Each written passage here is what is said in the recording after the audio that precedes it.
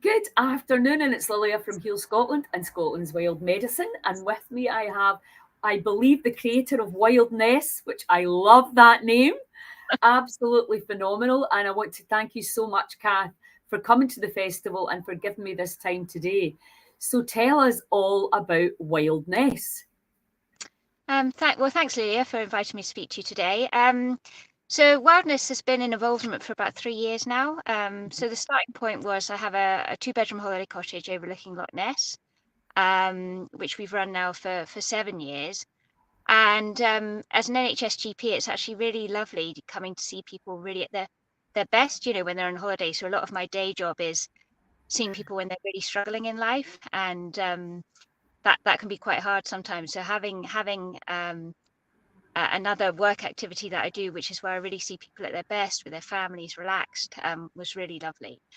Um, and then I had the idea of kind of integrating my day job into that, really. So taking some of the learning I had from a job as a GP and trying to integrate that with the kind of healing landscape and the idea of restful experiences. So that was a bit the starting point, and it's kind of evolved over the last 2 years into wanting to make it a venture that influences more sustainable narratives about health and well-being, because I think there's so many difficulties in the health service in how we're trained and how we deliver services, that are making it unsustainable, our current model of care. So it's really trying to draw in different approaches, which is how I've become involved with Heal Scotland, and trying to influence that into NHS care through by running wellbeing retreats for health professionals, and thinking of how else that I might use those concepts in other areas.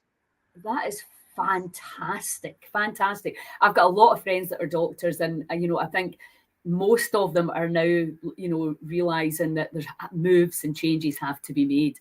And apart from the fact that, money is clearly an issue within the NHS and people are under stress, it's these long-term chronic situations that the drugs really aren't making the impact on, whereas nature can really help. And I think everybody and their granny's stressed, aren't they? So Loch Ness is just beautiful. I just love the name. It's just awesome. And I love that area. It's I think it's spectacular. And I think, that's the thing I love about Skye is that I think most of us know you just need a view, whether it's from a mountain or a beach, and you immediately start to recalibrate Mm-hmm. in the forest and the smells. We're looking for very complicated solutions. Often we're looking for some magical expert to fix us, and in actual fact a lot of the very basics are right, and we're lucky in Scotland, right on Yeah, our doorstep. yeah, yeah, So that's a really nice kind of organic journey that you've made, mm, and I think that's a lot of people that I've been speaking to. There was no kind of like, I'm going to do this deliberately. It's just been a kind of gentle, like, okay. And, as you say, speaking to people on a daily basis in a GP's office, I mean, it's hard going because so many people are unwell. And, and you probably know, like a lot of teachers, there's stuff going on at home. We're looking at the whole, the way we live, the lifestyle choices, that you're then, how can you inspire people to make these changes, and how can we make it, certainly from the Heal Scotland perspective, really that people could go, I could do that, I mm-hmm. can do that, because I think the idea that great health is years away, it's like, well, just start somewhere today, Yeah. and make these small changes. So do you run it, like, tell me how it runs, because I see on your website there's quite a lot of people you've got involved, which is brilliant, because Mm. you need, well, I believe I like getting other people's opinions and angles on it. What do you think? Yeah, Because it's really helpful, isn't it? yeah, it is. And I think that's, so I started off, as an idea that I just had, and I did a course called the Pathfinder Accelerator, which I think is Yes. run by Lions Enterprise, and that was really helpful because we had to do a Dragon's Den pitch at the end, and so I did my pitch, and they said, "Great idea, and you come across really well, but you look very lonely. I think you need to go and make some friends." And that was really, really helpful advice, because what I started doing is just talking to people in the local community that I thought might share the kind of view that I had and colleagues, and then it's just sort of grown. And obviously once you start putting stuff on social media, people start approaching you and saying, can I be involved? And so it has grown really organically. And one of the things that I've found is that I think with Loch Ness, it's a bit of a magnet for people who have had long-term health conditions, because people think of it as somewhere that they might become more well. So some of the people I work with have moved here specifically for their health, and often those people also have quite a creative aspect, and so their kind of health conditions inspire their creativity, so they express some of the challenges they're having through their creative activity, but actually their creative activity then helps their health. So you get this, like the opposite of a vicious circle, kind of virtuous circle. And so I think that's why there does seem to be an unusually high number of very people who combine like an appreciation of science with a love of creativity and the experience of overcoming health challenges. And I find that those are the people that I really, really enjoy working with. And it has felt very much a collective. So even though in a business sense I'm on my own, I think I've contracted about 25 micro businesses, mainly sold from within the local community. And I think that's one of the things that I'm really, really interested in, is focusing on events in out of season, because actually it's quite busy here in summer. It's quite difficult to get accommodation. It's quite difficult to get catering, and a lot of people are very busy and a bit stressed. Whereas between like November and the end of February, there's not that much happening. But it also means that some people struggle for income, or their passion that they'd love to do all year, they have to keep their day job because there's this gap of income. So the whole concept of the well-being economy and trying to reduce the seasonal income, the seasonal nature of the income here, I'm really interested in all of that. But it does feel very collective, and I really, really enjoy that. And again, it's quite an antidote, being a GP where I sit in a room with what feels like a revolving door of people coming in doesn't really play to strength so much. I love working with different people and as a team, and people who bring different ideas. There's a common interest, but they bring a different perspective. So I've definitely really enjoyed that element. One of the things I was going to say when you were talking before, I think one of the big things for me is if you look at a coaching question when you're in the room with a patient and you're using a coaching approach, and you say to them, if you have a magic wand, where do you want your life to get to? And a lot of people will say, well, I've never actually thought about that. So I've thought about all the problems in my life, but I've not really thought of what I want my life to look like. And when you get them to think about that, they'll generally say stuff like, I don't want to feel anxious all the time, or I'd like to not be in pain all the time, or I wish I could I'd like to see my friends and family more. They're not saying I want to win the lottery, or I want to be rich, or I want an expensive car. And they're actually saying things that are within their grasp. I mean, overcoming chronic pain is a whole other subject we could probably spend a long time talking about. But in general, they talk about things that are within their grasp in terms of us being able to regulate our nervous systems, regulate our emotions.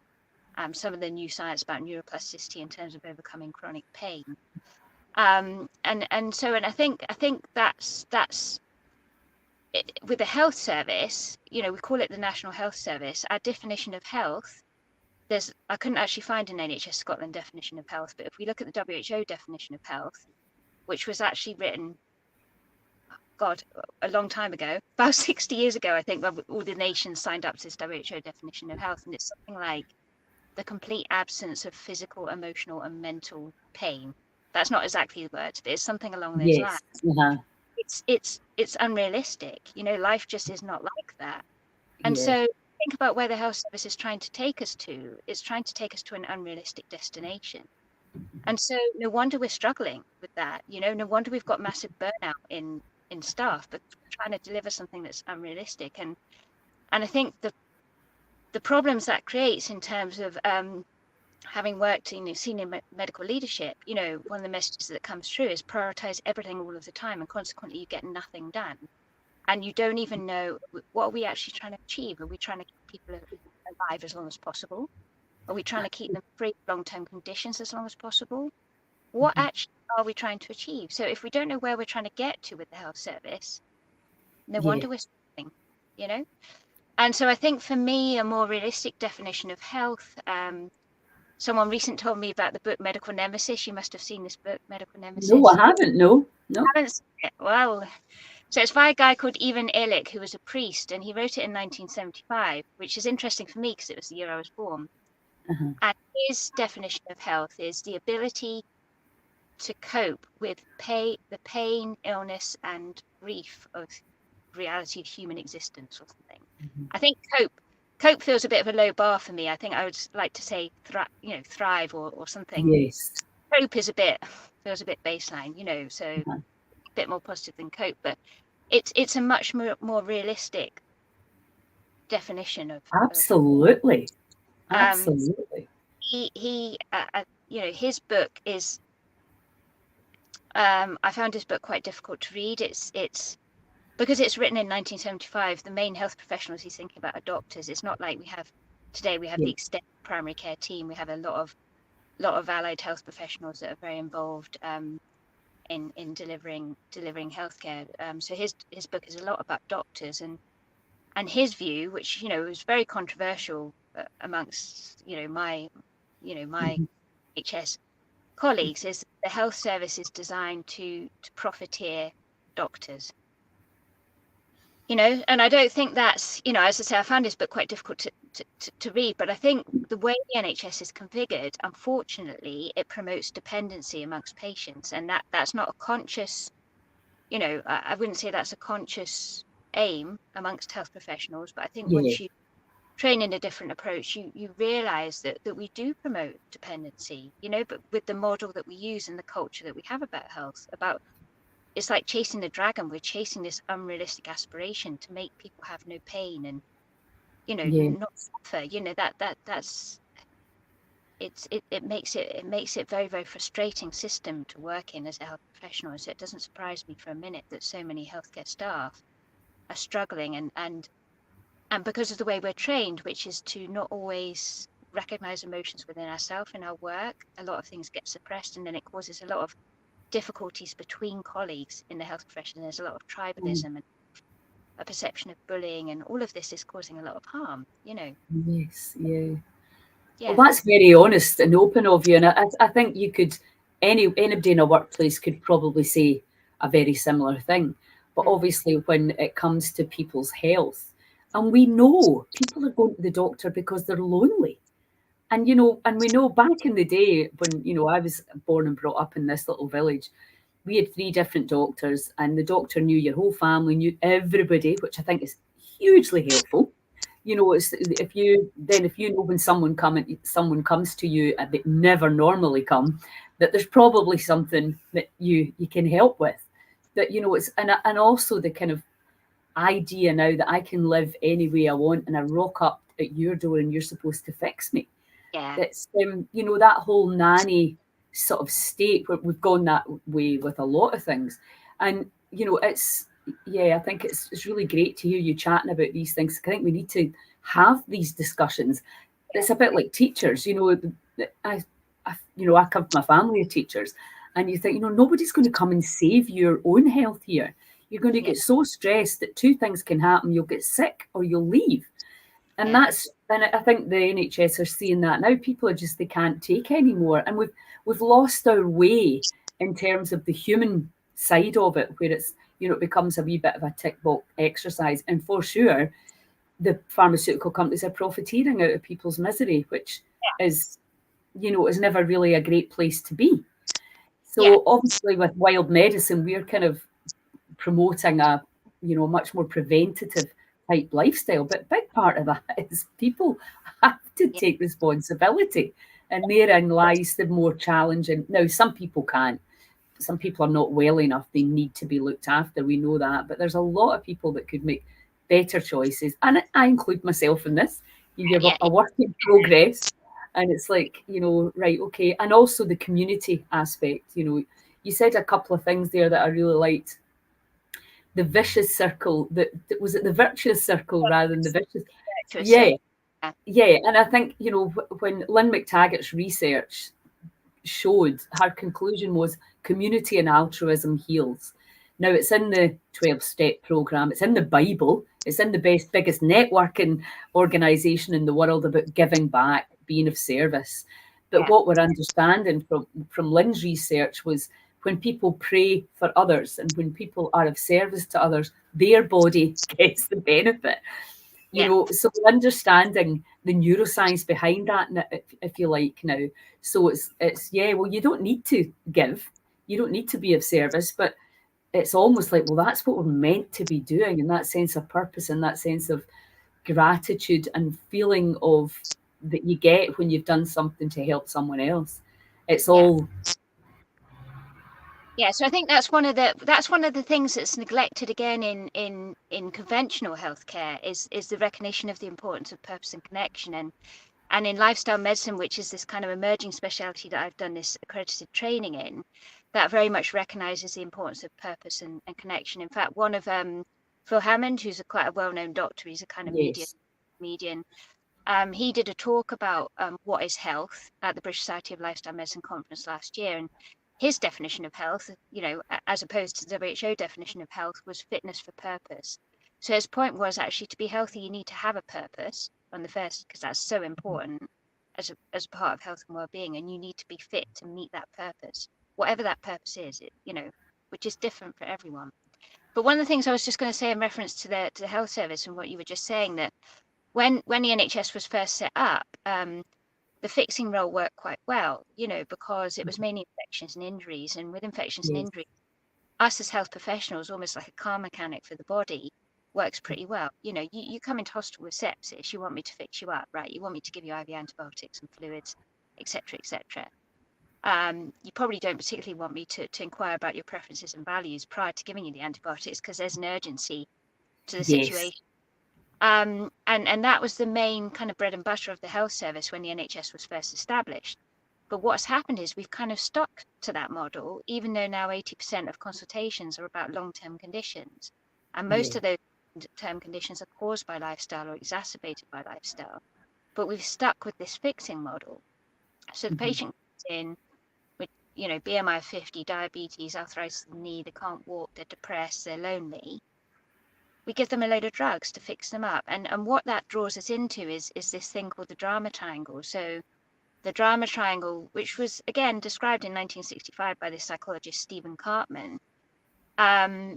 With the drama triangle, you have a rescuer who does stuff to the victim that they should do for themselves.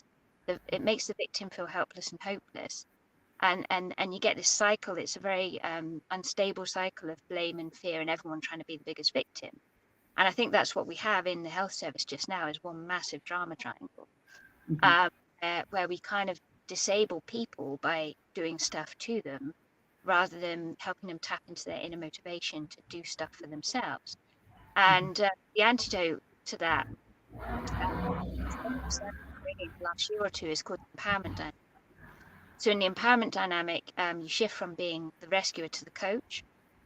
So instead of doing stuff to the person that they could do for themselves, you ask questions to clarify understanding. You help the patient with problem solving, and by using techniques like coaching, like motivational interviewing, and that pushes the person from victim role into creator role. So the questions, like I said before, about what do you want your life to look like, and then helping them with scientifically proven behavioral interventions to start making tiny changes in their life, working towards that endpoint that they're now visualizing. And the whole science of like atomic habits, James Clear, start with the mhm, identity. Who do you want to be? And then what mhm. process and outcomes do you need to use to get to that? So it's all completely driven by science, which is why this approach can be completely integrated into NHS care. And that's Yes, why I'm still choosing to work in the NHS. Partly, I want to kind of keep anchored to that, but actually it enables me to work in Ornest and Invergordon, which is an area of very high health need. So it's allowing me to use these techniques with people who have no power. And that's why I called my talk for the Heal Scotland event about shifting power. yeah, Because people say to me, well, how can you use this approach in Ornest and Invergordon? I thought lifestyle medicine was all about kind of middle class wellness. And actually it's totally about health inequalities, because if you have people that have no power, they don't own their own home, they've got no formal qualifications, they've got no family, they have very little meaning, meaningful relationships in their life. They don't have much sense of purpose. And you start to introduce some of these concepts to them. People who are chronically anxious, I might put them on the couch and get them to do a non-sleep deep rest protocol. And they'll come in telling me there's nothing they can do to stop their anxiety. And then you get them to do 10 minutes of that and they get up and they're like, wow, I can't actually believe how I feel. I feel like a different person, and it's so amazing, and then you chink of hope and optimism. They do have some control over how they feel, Yeah. Just really, really powerful books I've found to be incredibly helpful. I had a chat with a patient today that I've seen a book called The Way Out. I'm hoping I'm going to try and record her. She can't make it, unfortunately, to Broadford. I'd hoping she'd be able to come, but it's actually her birthday, and she's doing something fun, so that's fine. But she had 2 half-an-hour appointments with me, and she read this book, The Way Out, and she stopped all her dihydrocodeine. She went to an appointment with the orthopedic surgeon and said, actually, I don't want an operation.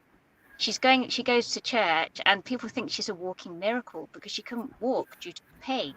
And now she's to get tea, and people are just looking at her, like the priest is looking at her going, what's happened to you? Well, I'm sure, I used to have a salon in a hotel in Malta, and in the winter, it used to be full of people that, British people that went there for the sun. And I would lie in my sunbed and I would think, give me a week with you and I would have you off these sticks. And, you just knew. And that's the thing. I used to find it frustrating. I don't know. I'm just like, let's educate as many people as we can. You do not need, we can all be a bit better, a bit more flexible, a bit more energy, a bit less, whatever. And as you say, it's the management of it, isn't it? We are going to get hurt. Things are going to happen. Accidents happen.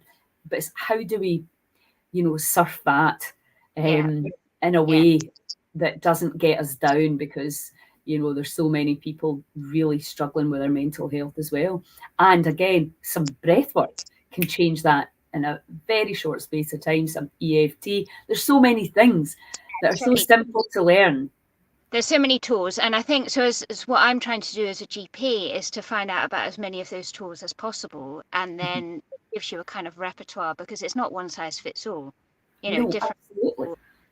And there's hundreds of different ways to breathe, which confuses people as well. You kind of go, well, it's in and out, but in actual fact, there's so many different ways to do it.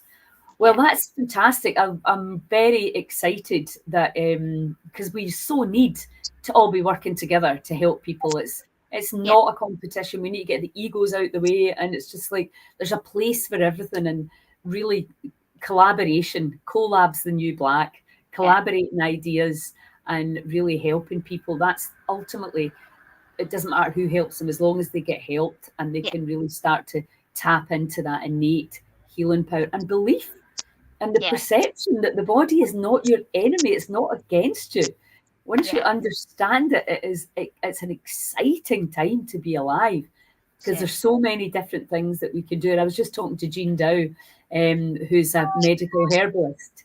Yeah, I haven't met her, but I saw her. Yeah, I've heard about her. She's amazing as well. A very similar chat to what we're just having there. The plants are there, the food is all there, but of course, unfortunately, we're not eating it. We're eating this crap a lot of the time, and then wondering why we've got no energy and why the body's breaking down, simply because it doesn't have the bricks to repair and regenerate. But we're going to get the message out. It's all good. I think you can feel that there's a change coming.